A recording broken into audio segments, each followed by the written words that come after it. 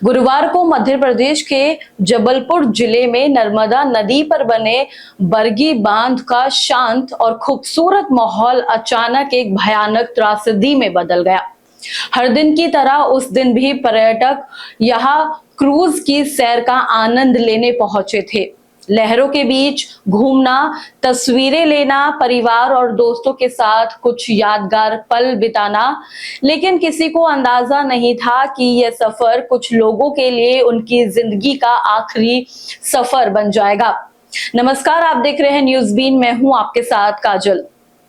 शाम करीब 5:30 बजे क्रूज पर्यटकों को लेकर बांध के बीचों बीच पहुंचा ही था कि अचानक मौसम ने करवट ले ली। तेज आंधी चलने लगी, जिसकी रफ्तार लगभग 40 किलोमीटर प्रति घंटा तक पहुंच गई। तेज हवाओं के झोंके ने क्रूज का संतुलन बिगाड़ दिया और कुछ ही पलों में उसमें पानी भरने लगा। हालात तेजी से बिगड़ने की वजह से यात्रियों को संभलने का मौका तक नहीं मिला। देखते ही देखते क्रूज डगमगाने लगा और क्रूज फिर डूबने लगा, जिसमें वहां सवार लोगों में अफरा तफरी का माहौल मच गया। चीख पुकार, डर और घबराहट के बीच कई लोग अपनी जान बचाने के लिए पानी में कूद पड़े, तो कुछ लोग मदद के लिए चिल्लाते रह गए। अब इसी बीच एक यात्री जूलियस का बयान इस पूरे हादसे की गंभीरता को और बढ़ा देता है। उनके मुताबिक क्रूज पर सुरक्षा के कोई खास इंतजाम नजर नहीं थे और जब स्थिति पूरी तरह बेकाबू हो गई तब जाकर लाइफ जैकेट बांटी गई। ये दावा सीधे तौर पर सुरक्षा व्यवस्था पर सवाल खड़े करता है। क्या जरूरी इंतजाम पहले से मौजूद नहीं थे? क्या मौसम की चेतावनियों को नजरअंदाज किया गया? क्रूज में कुल मिलाकर 31 लोग सवार थे, जिसमें 2 स्टाफ मेंबर और 29 पर्यटक शामिल थे। इस दर्दनाक हादसे में अब तक 9 लोगों की मौत की पुष्टि हो चुकी है, जबकि 18 लोगों को किसी तरह से सुरक्षित बाहर निकाला गया। कई लोग घायल हैं, जिन्हें अलग अलग अस्पतालों में भर्ती कराया गया है और कुछ अभी लापता होने की खबर भी है। मृतकों में कोतवाली निवासी नीतू सोनी, दिल्ली कैंट निवासी मधुर मसीह, खमरिया निवासी सौभाग्य अलगन और एक मासूम 5 साल का बच्चा भी शामिल है। इन नामों के साथ सिर्फ आंकड़े नहीं जुड़े हैं, बल्कि टूटते हुए परिवार, अधूरी कहानियां और बिखरते सपने जुड़े हैं, जो इन हादसों को और भी ज्यादा दर्दनाक बना देते हैं। घटना की जानकारी मिलते ही प्रशासन, पुलिस और एसडीआरएफ की टीमें तुरंत मौके पर पहुंच गई और राहत बचाव कार्य शुरू कर दिया गया। गोताखोरों की मदद से डूबे लोगों की तलाश की जा रही है, लेकिन खराब मौसम और बढ़ते अंधेरे ने रेस्क्यू ऑपरेशन को बेहद चुनौतीपूर्ण बना दिया।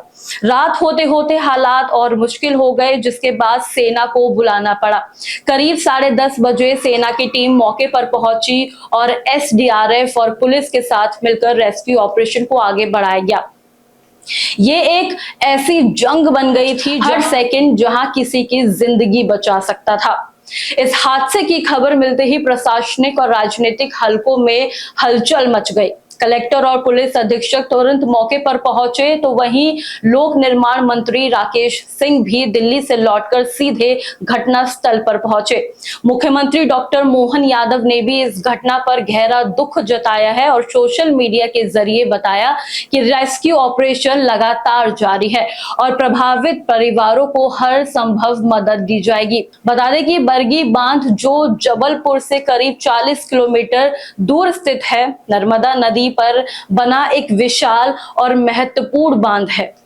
ये न सिर्फ सिंचाई और 90 मेगावाट जल विद्युत उत्पन्न करने के लिए जाना जाता है, बल्कि पर्यटन के लिए एक बड़ा आकर्षण है, जहां हर दिन सैकड़ों लोग क्रूज और बोटिंग का आनंद लेने जाते हैं। लेकिन इस हादसे ने इस खूबसूरत जगह की तस्वीर को एक झटके में बदल दिया और कई सवाल खड़े कर गए। क्या ये मौसम खराब होने का संकेत पहले से मौजूद थे? अगर थे तो उन्हें नजरअंदाज क्यों किया गया? क्या क्रूज पर पर्याप्त सुरक्षा इंतजाम नहीं थे? और सबसे बड़ा सवाल, क्या इन 9 जिंदगियों को बचाया जा सकता था? फिलहाल रेस्क्यू ऑपरेशन जारी है और लापता लोगों की तलाश भी जारी है, लेकिन इस हादसे ने न सिर्फ एक घटना बल्कि एक चेतावनी भी दे दी। कि पर्यटन और मनोरंजन के नाम पर सुरक्षा से समझौता कितना भारी पड़ सकता है। आप क्या सोचते हैं इस पूरी खबर पर? हमें कमेंट्स में अपनी प्रतिक्रियाएं दीजिए। बाकी ऐसी तमाम और अपडेट्स जानकारी को देखने के लिए बने रहे न्यूज़ बीन के साथ। धन्यवाद।